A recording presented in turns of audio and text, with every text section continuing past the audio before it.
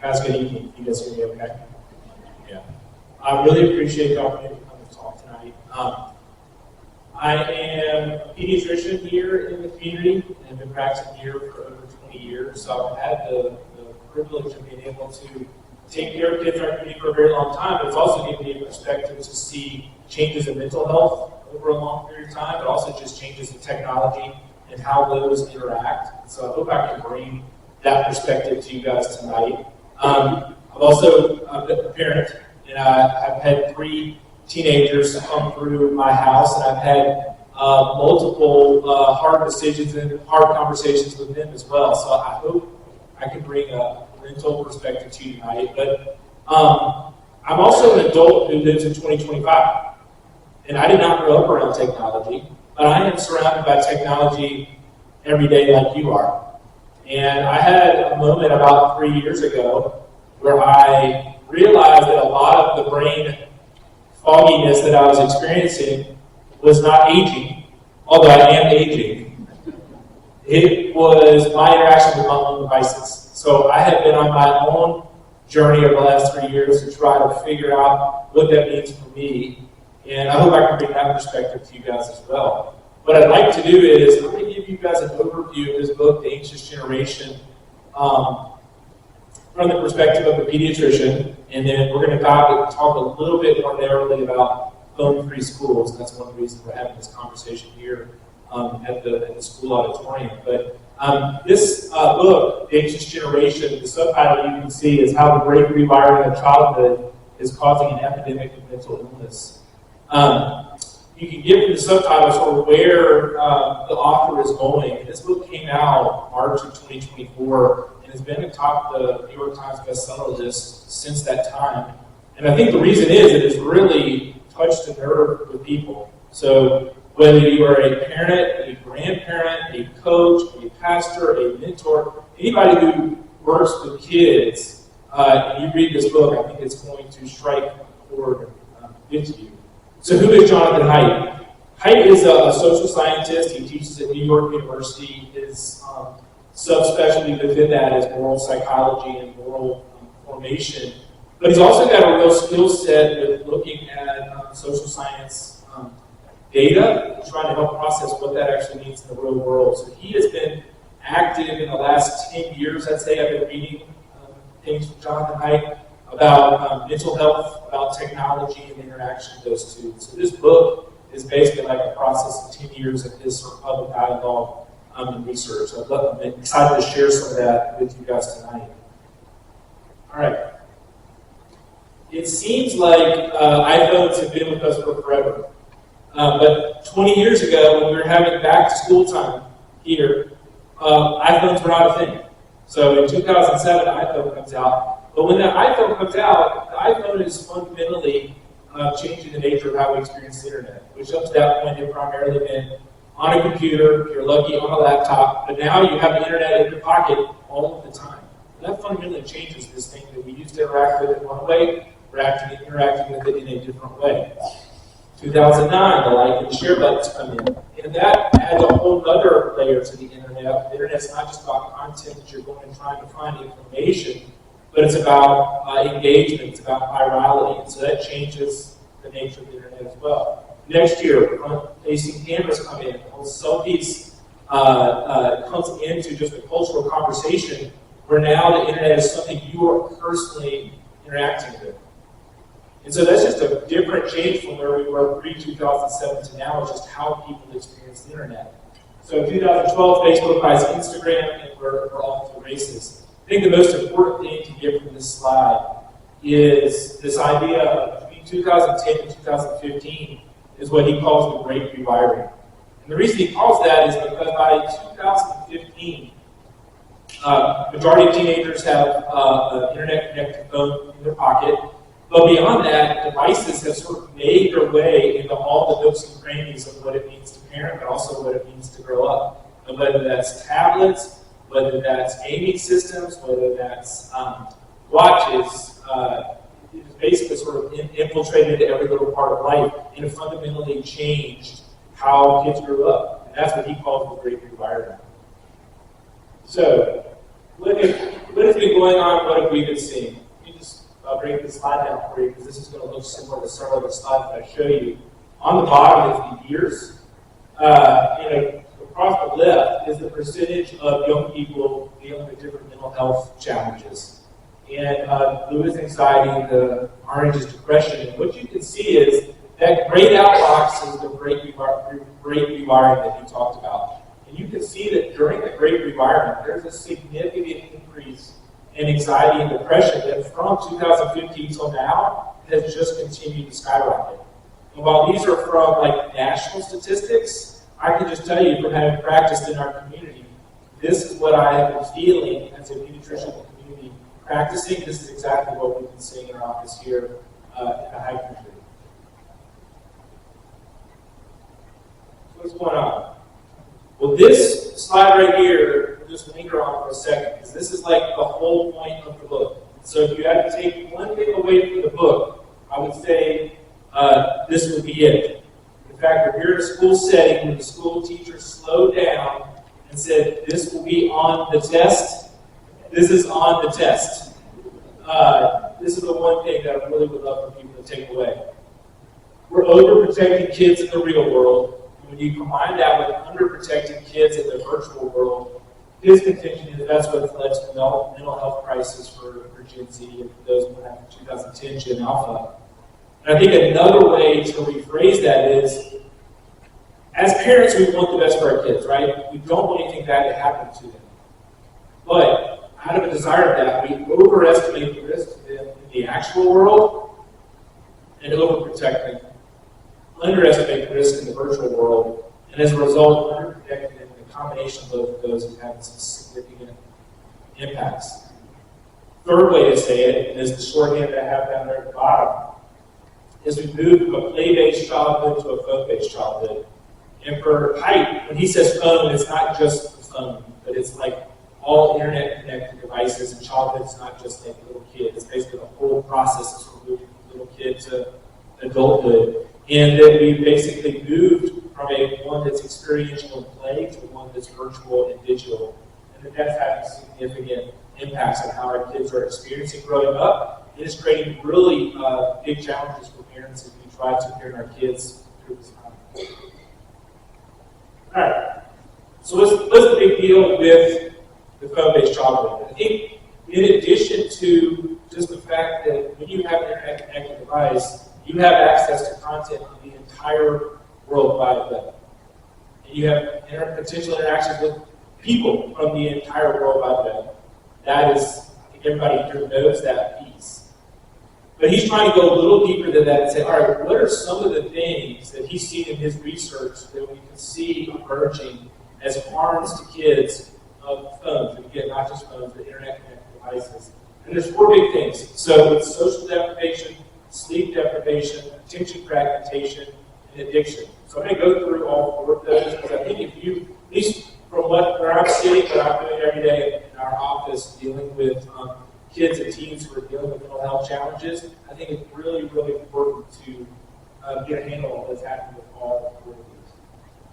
Okay, so just sort of give you an idea of what's happening with this slide. On the bottom is the years, and on the left is a graph of minutes per day that people are spending with their friends. Okay, and this is outside of school, and for older folks, it's outside of work.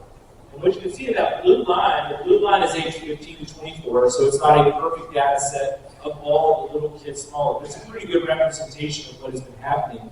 And you can see in the gray is 2010 to 2015 is the Great Rewiring.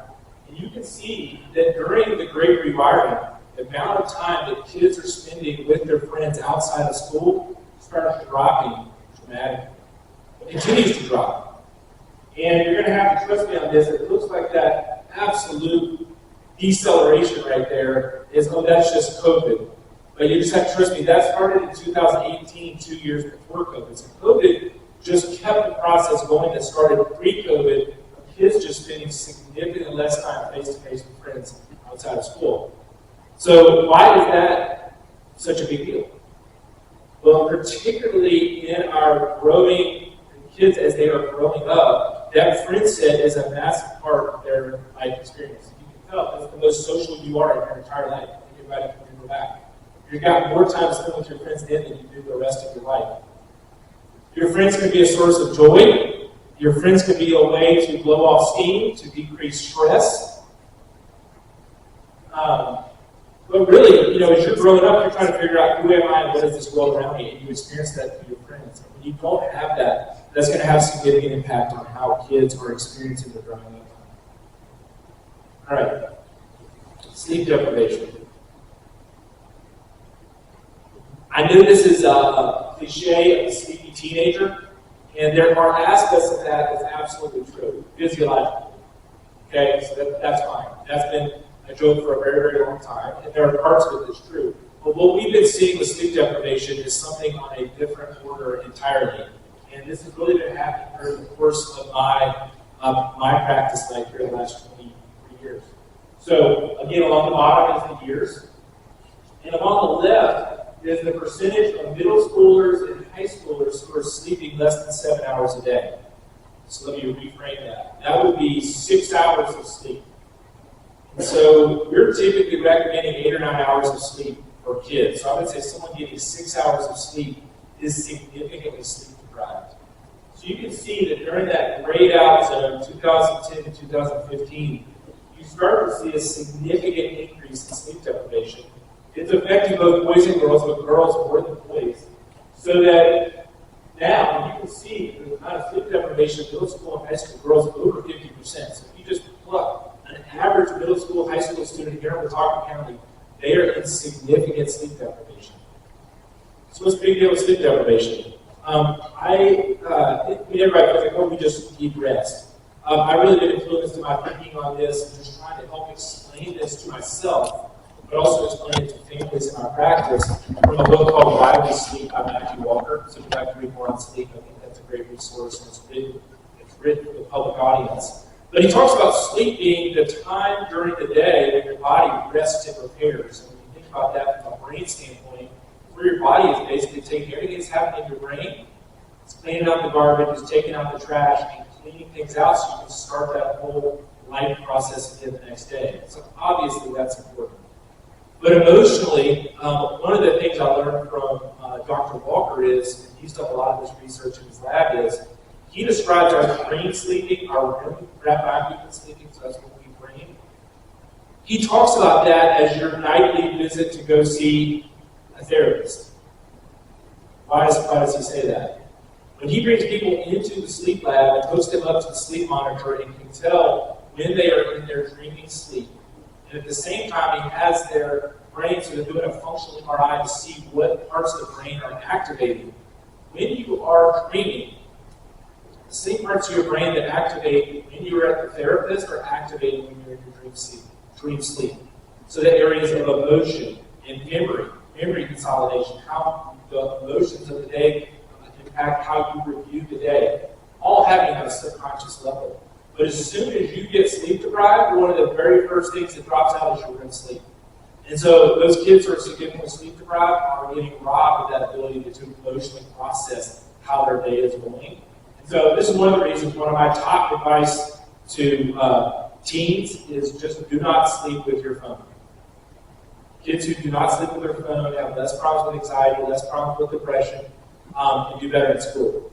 I do not win a ton of friends with that advice, but this is why I make that advice, because this is such a huge issue we're running into now in this age of devices. All right, attention fragmentation. I would think every adult in here, if you're totally honest with yourself, would say your attention is not what it was 10 years ago. I know for sure mine was not. That's where I had the aha moment 3 years ago, that my focus and attention was definitely not what it was. And we know this is certainly happening with kids. This is just a little snippet of how to describe this. University of Michigan Common Sense Media, they did a study just looking at the number of notifications that kids get. And they're getting 240 notifications a day, which if you sort of consolidate that into waiting time, that's one notification every 4 minutes when they're awake. That is hard to pay attention to anything, okay? And that's one of the reasons that on average tend to spend 7 hours a day on their phone, that's the average number, is because they're constantly getting bombarded with notifications and constantly getting pulled back in. And so this attention fragmentation is a huge part of what's going on. And it's so part of that I have seen and have been reading about, and I think it's also related to just this constant bombardment of information, is we were made to sit alone with our thoughts. Okay? And I would put this in the category of emotional resilience. We all know the sensation of sitting there and being bored. We all know the sensation of sitting there feeling stressed. We also know the sensation of sitting there and feeling sad. These are all things that humans have been experiencing forever.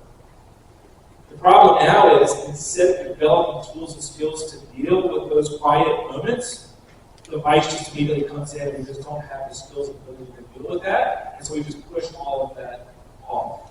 I think that's having a big issue with the attention part being part of the mental health issues. Okay, last one, addiction. So a common medical definition we use of addiction is compulsive behavior that leads to painful and negative consequences. And so I think if you take that definition, you can see where phones can certainly follow, and devices can certainly fall into that category. When you look at chemical addiction, the main chemical involved in the brain is dopamine. And when you think about when we are using our phones, that is the exact same chemical that's happening when we're using our phones. That this idea of addiction and dopamine go together. And what does dopamine do? Well, not to say something grossly oversimplifying it, but dopamine is really significantly involved in our feelings of pain and pleasure, and also goal setting and motivation. And so every time that we're using our phones, even if it's for something fairly innocuous, we get this little hit of dopamine that feels really good. As soon as you stop using your phone, you put it down, and your dopamine starts going like this. We experience that as a sensation of pain. We do not like pain. So what we do, pick it back up and we go. Next time you pick it back up, though, you need something a little stronger, a little longer to get the same thing. And so the whole day is being driven with devices that going up and down with dopamine. Ann Lipke is a Stanford psychologist. She wrote a book called Dopamine Nation. If you want to read more about this aspect of things, I highly recommend that book. But here's what Haidt quotes her as saying this: "The smartphone is the modern-day hypodermic needle delivering dopamine 24/7 for a wired generation. The universal symptoms of withdrawal, an addictive substance, are anxiety, irritability, insomnia, and dysphoria." So the best analogy I have heard about dopamine, trying to get a sense of what is this doing to us day to day, what is this doing to our kids day to day, is if you go to the water park and you turn on the wave machine, right? So it's still waters, the wave machine turns on, and now you've got these huge peaks and valleys of waves. It's a lot of fun, peaks and valleys, peaks and valleys, but what's also happening? Water is splashing out of the pool. So by the time you turn that machine off, not only has it been this exhausting up and down thing, the levels in the pool of the water are down by the time you turn the machine off. So that's what's happening is we're using our phones and devices every day. We're riding these huge roller coasters of dopamine, and at the end of the day, we have just depleted a lot of our dopamine, so we just feel exhausted. And that's what's happening with our kids with their phone use, dopamine dysregulation. So, when you take kids, particularly during a critical moment of development in their life, and you deprive them of friends, deprive them of sleep, constantly distract them, and activate their dopamine, is definitely going to have an impact on how they're experiencing life as kids and teens. There's no question.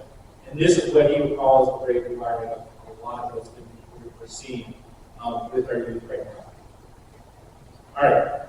So, that's a lot of the negative stuff. Trying to move here more to the positive things of like, what can we do? What do we have agency over? And I realize that in a group this big, not everybody's going to agree with these recommendations up here. And that's fine. But I hope that you could see from what I just said, as he sort of laid out in his book, why he would be recommending what he's recommending here in these 4 recommendations. So I'm going to walk us through these real quick. There's smartphones before high school. And it's not like the freshmen walking into Watauga High School have magically become way more mature than they were when they left 8th grade, but they're definitely more mature than middle school students. And so this idea of delaying having a smartphone always connected to the internet waiting until high school is his first recommendation. Second recommendation, waiting on social media until you turn 16. And I think one of the reasons is he talks about everything we just talked about with those 4 foundational harms. With social media, all of those are just exponentially higher. So the more time kids spend on social media, they're more deprived from time with their friends. They do sleep worse at nighttime. Their attention is worse. And they're really, the dopamine system is getting activated all the time. And so that's why he recommends pushing that on another couple of years. Phone-free schools, we'll talk about that here in a minute. He's a strong advocate for bell-to-bell school or wait for the day. Basically what that means is that you walk into school, put your phone away, and pick it up, and you leave school at the end of the day. And then play-based childhood. And this is a much bigger, broader bucket, but the idea is moving childhood from digital, virtual experiences back to more relational, experiential experiences. So he makes the contention that a community that embraces these 4 as aspirational values, which I think all of these are excellent recommendations, that you'd see a significant improvement in mental health of kids in that community within 2 years. I don't know if that's true, but I sure hope it is. That's one of the reasons I'm here with you guys tonight, is I would love to see our kids flourishing and thriving. I think these recommendations are moving and pushing us towards that. Now, all of these are things that families individually can attempt to try to do, but these are all incredibly difficult to do when you're doing them in isolation. He calls it a collective action problem. When you're doing it by yourself and no one else is doing these things, it's really, really, really hard to do. So, some of this can be policy things, but a lot of this is changing norms, cultures, and values, which is also really hard to do. So how do we do that? He mentions 2 things, and it's not that these 2 things, like, oh, it's simple, just do these 2 things, and all of these things will just resolve themselves. But first thing he says is speak up. And so I'm speaking up tonight, but you don't have to be here to speak up. I would just encourage people to speak up in your family. Do not let this be the topic you can't talk about. Talk about it with grandparents, aunts and uncles, pastors, youth pastors, teachers, mentors. Talk about this issue. And the second thing is link up. So once you find people who are pursuing the things you're trying to pursue, link up with them and see if you can do it together. Because these things are really difficult to do individually. All right. So we're going to talk for a few minutes here at closing before I hand it over to Dr. Alexander about phone-free schools.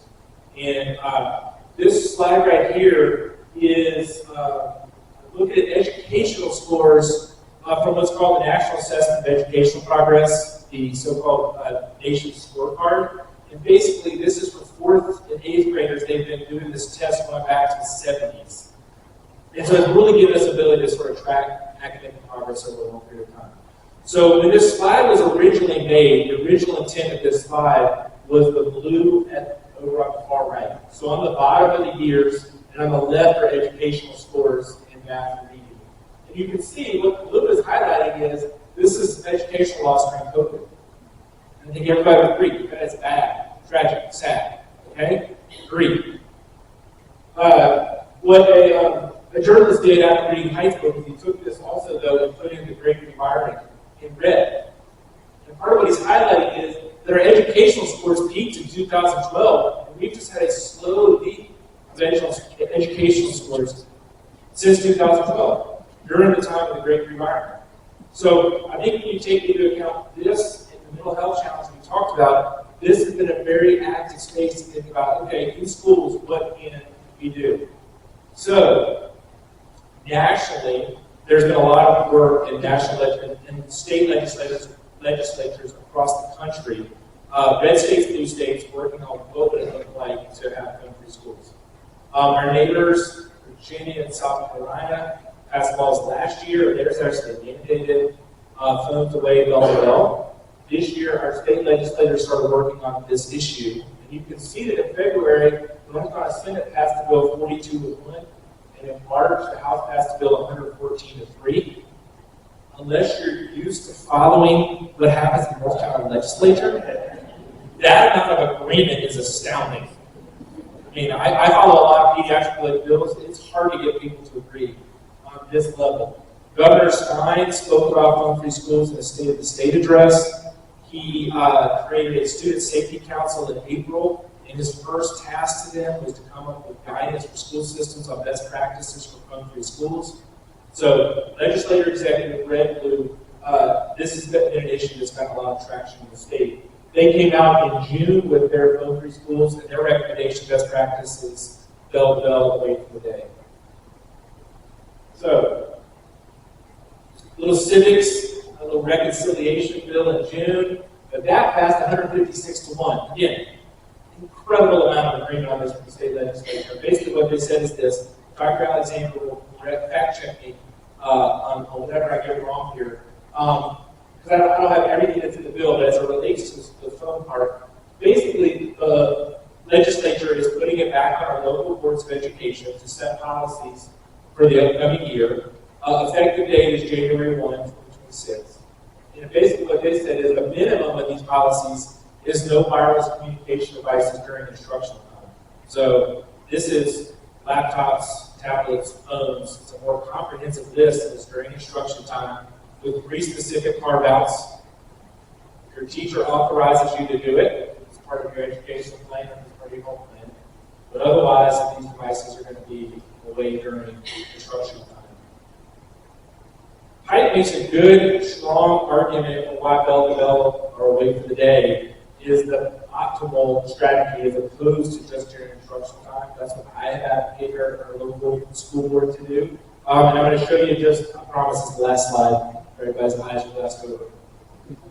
All right. So basically what this is, it's a huge survey of teachers, and they ask teachers, how disruptive is student use of cell phones during instructional time for you? And what they're trying to do is they're looking at different policy choices that you might have in front of you. And the higher the yellow bar, the more disruptive phones are. So all the way over here, the teacher sets the policy. So the school policy is the teacher in that classroom sets the policy for what it is, and it just changes from room to room.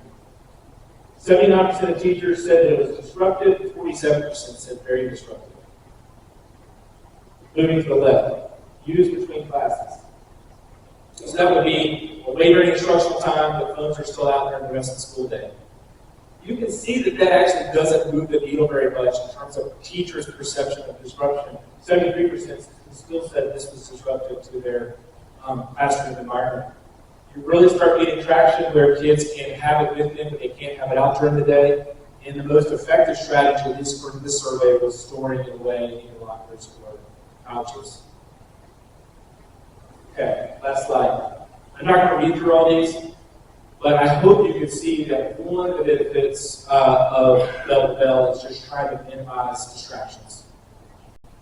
Number 2 is to try to maximize social interaction and contact between students and then students and teachers. And you can tell that we're seriously lacking in our ability to socially interact. Has been a big theme of this. It allows more social interaction, and then hopefully is making it easier on teachers to teach, but also, of course, whatever policies are there. So I'm going to leave you with this. After Battle is Jonathan Haidt's Substack. It's free. I read it every week. It has articles on technology, kids, mental health, free play.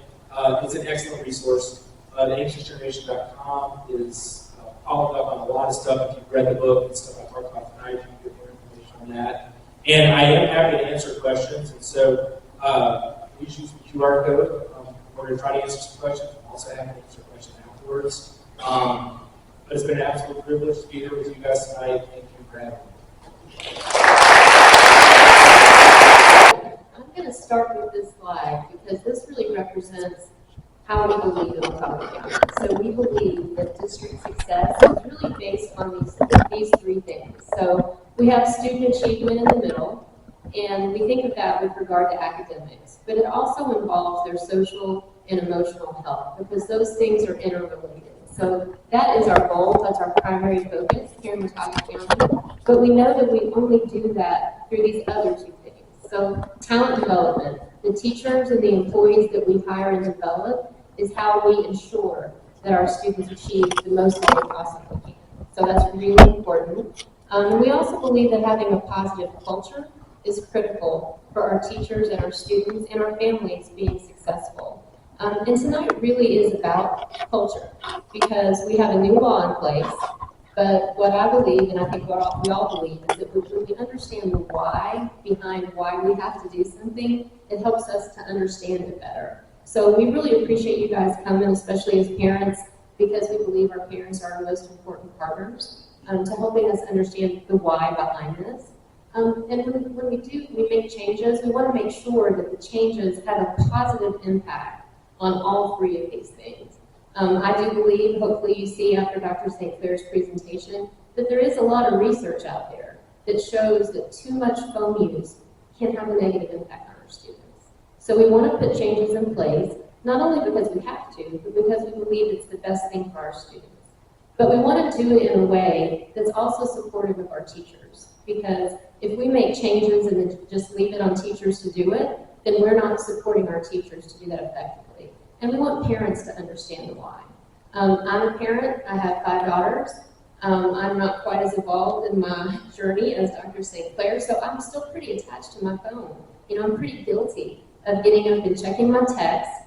The second thing I check is my Life 360. I have to admit, don't judge me, Dr. St. Clair. I'm trying to get better, but I know what it's like as a parent to be worried. And so we want to communicate effectively and talk about how these changes are going to impact all of us, because we'll get through it together. I thought I would start with some of the policies that are in place currently. I'm going to talk about 2, and then I'm going to talk about what the changes in January could look like or will look like, just so that you'll understand the difference. So we already have this use of personal technology on school system property in place, and this one really talks about how the principal, each principal, can have the right to decide how technology is used on his or her campus. So that's already in place. We also have this next policy that talks about how administrators or teachers can authorize the individual use of wireless devices. Okay, so those will be in place until we adopt the new ones. So you might be asking, what's so different? Since we already have these 2 in place, what really is different? And so I'm going to go through this. It's a lot of text. I'm going to talk through a couple things. The new policy not only talks about how we utilize cell phones in our classrooms, but it also talks about some curriculum changes. So as Dr. St. Clair mentioned, the new policy will be in place by January of this next school year. But we want to start the year the way that we're going to end it, because it's just confusing for folks to switch stuff up in the middle of the year. So we're going to make some of these changes at the beginning of the year. Some of the curriculum changes, we're going to be waiting on DPI to exactly tell us how and where that's supposed to show up. But basically, there's going to be some instruction on social media and its ill effects on health, including social, emotional, and physical health. And they're going to tell us like when we have to cover those topics. So right now they're saying once in elementary, once in middle, and twice in high school. They haven't told us the grade spans or the grade levels that needs to be covered in. I will tell you though, we already have some curriculum in place that we can start some of these conversations. Dr. Schlady and the media coordinators have access to learning.com, and learning.com has some really great lessons on internet safety and just being a digital citizen. So we'll start implementing some of those curriculum topics this year. We also have Quaver that our guidance counselors use to talk about social and emotional health. So we'll begin some of that conversation this year, and then we'll see what DPI, they give us specific instructions. When it says that the SDS shall include, that means the standard course of study. So, they're going to tell us when and where that needs to happen, but we're going to be prepared and ready to go and already start some of those conversations. All right, now this is a slide that you probably want to focus on too. So we have to establish a wireless communication policy to govern cell phones, tablets, laptops, pagers, two-way radios, and gaming devices. And this is the difference right here. The policy prohibits students using, displaying, or having a wireless communication device turned on. So the device has to be turned off during instructional time. And you might think, well, why is that a big deal? Well, as you know, Your cell phone can communicate to your smartwatch, it can communicate to your AirPods, so the device needs to be turned off during instructional time.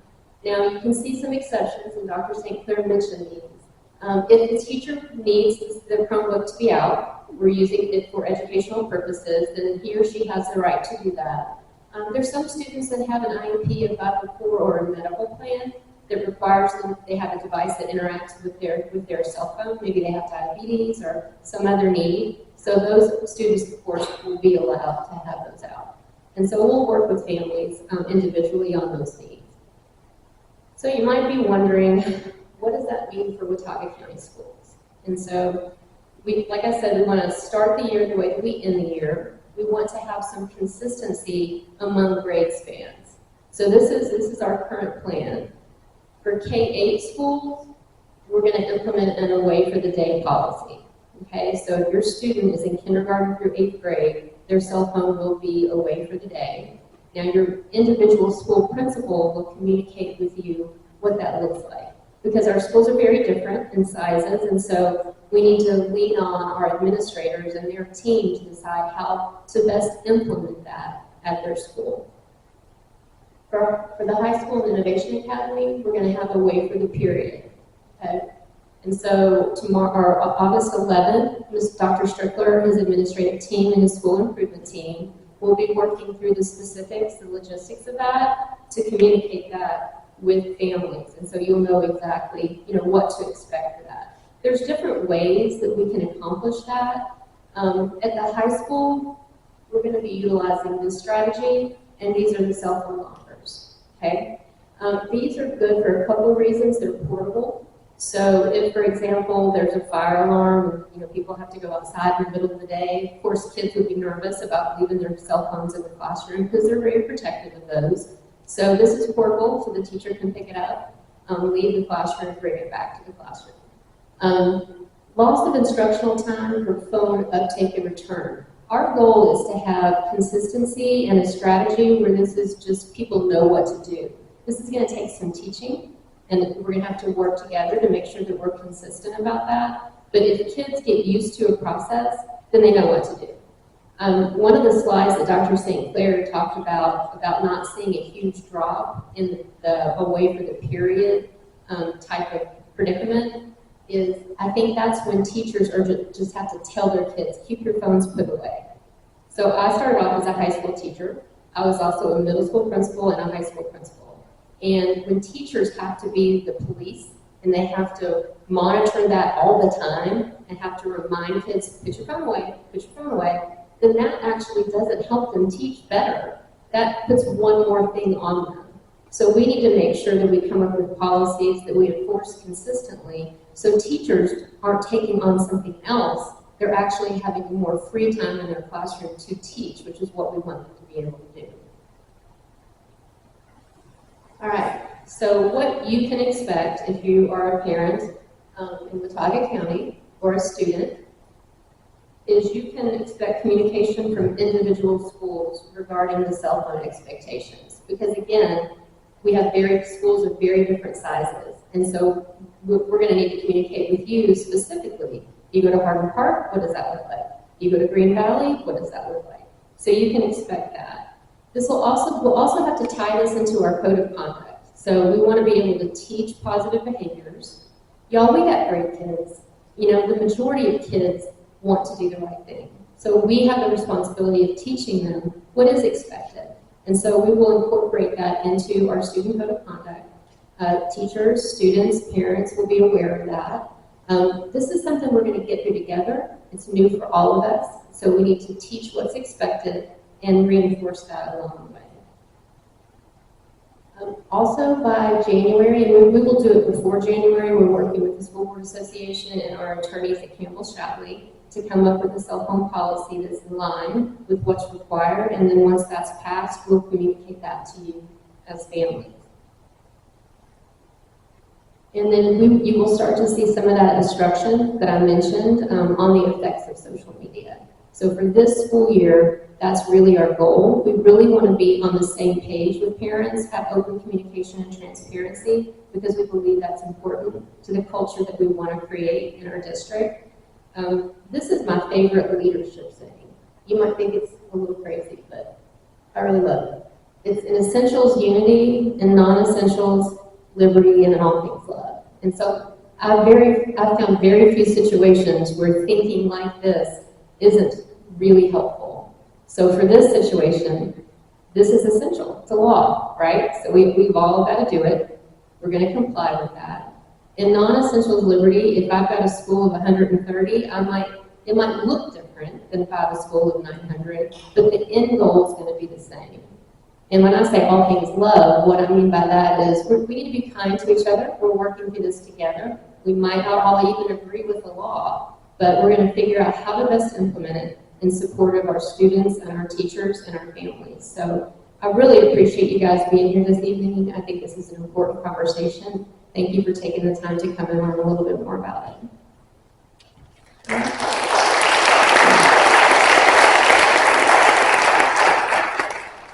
And I am going to turn it over to Bailey Little because she's got a couple questions for us, possibly. Of course, Dr. St. Clair, I thought about this. We asked them to give us questions via their cell phone.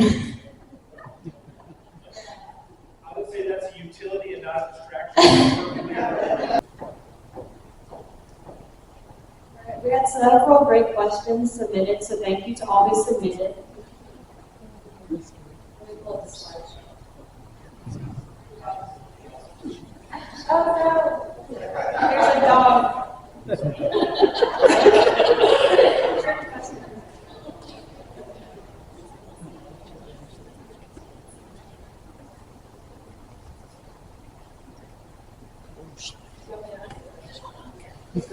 Who's it for? So the first question is for you, Dr. St. Clair, and the question is, does the suggestion no smartphones before high school include no smartwatches? Yeah, so the question is about sort of smartwatches versus smartphones. I think the whole idea of just having internet-connected device with you all the time is sort of what I would lean into. So if you're really trying to get specific, I would try to stay away from smartwatches that are internet-connected devices, unless there's a compelling reason to have one. But I would put smartwatches and smartphones in the same bucket. Okay, rookie mistake on my part. I bought a watch last week, and I didn't want to spend whatever you spend for an iWatch, so I got this little watch for $40 because I really just wanted to show me the rings of how far I've walked. But the thing goes off when somebody texts me. So I did not even think this was internet connected to my phone, and it is. I had the same one, but got the Timex from Walmart for $30 for the same reason. And I've also seen a couple of teachers in here I've heard, I'm not going to name any names in here, but I have heard from teachers how distracting the smartwatches are in the classroom. So I don't do that every day. I'm just telling you what the teachers say, and the smartwatches are very distracting. So I talked to Dr. Strickler about this, and I think when he meets with the SIT team on the 11th, they're going to fine-tune some of these things. But so the thinking is, if the phone is turned off and in the locker, that should help. But also, AirPods and watches don't need to be seen during class, period, like put them in your book bag or whatever. Is that what we're thinking, Dr. Strickler? And you're going to run that by your SIT team, right? Okay. So the next question is for you, Dr. Alexander, and it is, how will enforcement of phone-free schools be submitted by central office and administration and not just fall on the shoulders of teachers? I think that's a really great question, and I think having a system where we have a strategy at the beginning of class where we enforce that consistently in every classroom is going to be really important. And this goes with any expectation. If teachers are not consistent, then kids will say, "Oh, this teacher will let me do that teacher won't." It makes it hard on the teachers who are trying to follow what's expected. So I think administration and central office is going to have to be in classrooms and supporting teachers in this role, so that students know it's not good teacher, bad teacher. This is the expectation of our school district, and we're going to teach that positive behavior, but we're going to enforce it because it's an expectation. The next question is for Dr. St. Clair, and it is, do video games impact kids the same way phones do? Great question. I mean, he has a chapter in the book on how this is affecting girls and boys differently. And this is a gross overgeneralization as well. Social media is affecting girls more. Video gaming affects guys more.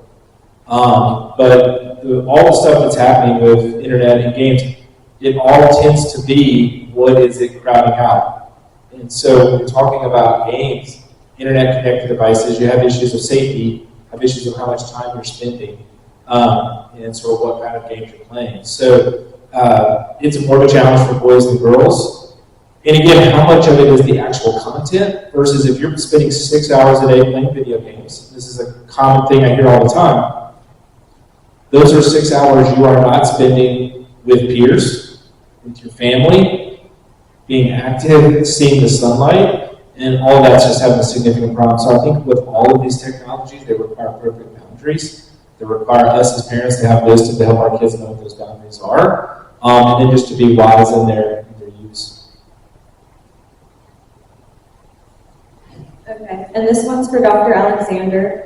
What can parents do over the next couple of weeks to prepare kids for the new expectations in school pertaining to devices?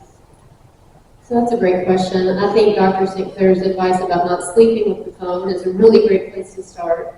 I think just having conversations with your kids and reiterating the fact that we're partners in this together. But getting kids used to anything is tough, any of us. And so I think if you can work with kids, maybe there's a time of the day where they don't have their cell phone. Maybe it's dinner, maybe it's whatever. But really scaling back the amount of time. When Dr. St. Clair shared that statistic, what did you say, 7 hours a day? That's a lot of time. So just starting with the fact of being cognizant of the fact of how much your student is on the phone, and then helping to scale that back. That's going to be helpful, so they won't go into withdrawal when they come to school. The next one's for Dr. St. Clair, and it is, how do all of these impacts that you discussed in your presentation connect to the use of educational devices such as Chromebooks, laptops, etc.? I think a hard part of this, as I said before, we're all surrounded by technology and devices. Okay? And to me, part of it is trying to figure out how are these devices functioning as something that is a utility versus something that is functioning as a distraction. And there's a big difference. I mean, whoever submitted that thing on their phone, I would consider that a good task in using their phone. Spending the next hour doing this on the phone, probably not the best use of time. And so that idea of the difference between utility and distraction, I think, really does help. So as kids are using their devices as a utility to help them learn, I think it can be positive. But when they consider that the only time I'm spending learning is if I'm on a device, I do think that's really concerning. And I think the other thing, too, is we're thinking about devices. And again, this is just, I'm getting more philosophical on you here. We're moving into an age, and this is at least for me as well on my journey, where through our devices, we have access to basically all the knowledge in the world. But all that knowledge is not wisdom. And it's how are we helping ourselves wisely use devices, but also how do we help our kids wisely use devices so they are helpful tools and not harmful tools. And that game does not have a quick, easy manual to pull out. If I had it, I would give it to you, but it doesn't. And it really requires a lot of thought and a lot of wisdom as you're trying to figure that out in your families. I'm going to follow on that from an educational perspective. To me, nothing takes the place of the teacher in front of the students. We have amazing teachers. That's why we have an amazing school system. However, I don't think we need to throw the baby out with the bath. I don't want it to be like we walk by a teacher's classroom and they're doing something with technology and we think that's a bad thing. Because there is a place for technology when it's used effectively. And so I think to Dr. St. Clair's point, it's how it's being used. And so when we have effective instruction in our classroom, we assess for mastery. There might be a time that a teacher figures out that the majority of the kids did not get that. Okay, so there's some reteaching involved. Maybe they assess it in a different way that uses technology. The teacher is the expert in the classroom, and he or she knows their individual students. And so I think what we've got to do is make sure teachers have the professional development and the support they need to deliver effective instruction, effective assessment, and to do the best they can with their kids to get the maximum amount of learning in the classroom. I think we have time for one more, so I'm going to choose one for you, Dr. Alexander. We had a few more rolled in. A lot of the ones that were submitted were kind of the same, so I kind of wanted to pick something that might be a little more.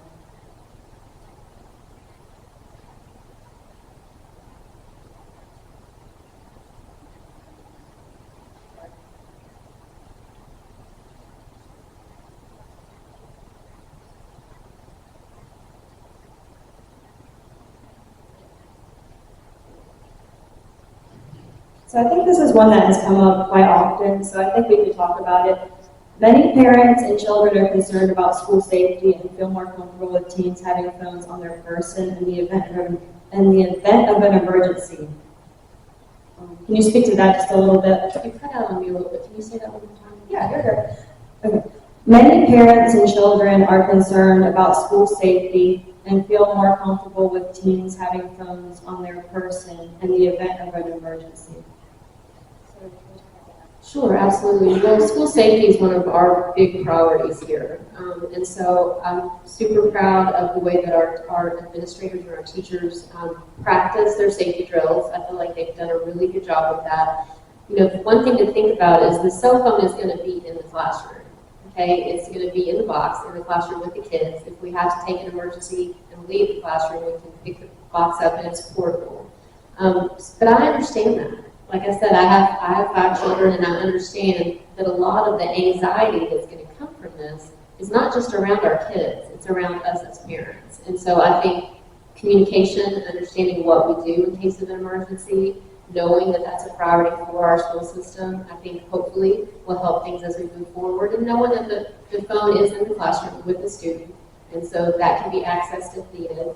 But we will just work together as partners to make sure that parents feel comfortable. I put student achievement, we put that as our primary goal, but we know that teaching our students is really secondary to keeping them safe. So we've got to get kids to school, we've got to feed them, we've got to keep them safe. We've got to do those 3 things before we can think about instruction. So I just want parents to know that that is a priority for us as a school system, and we will do our best to communicate all of our processes and protocols to you, and we're going to figure this out together. But yeah, the phones will be in the room with the kids.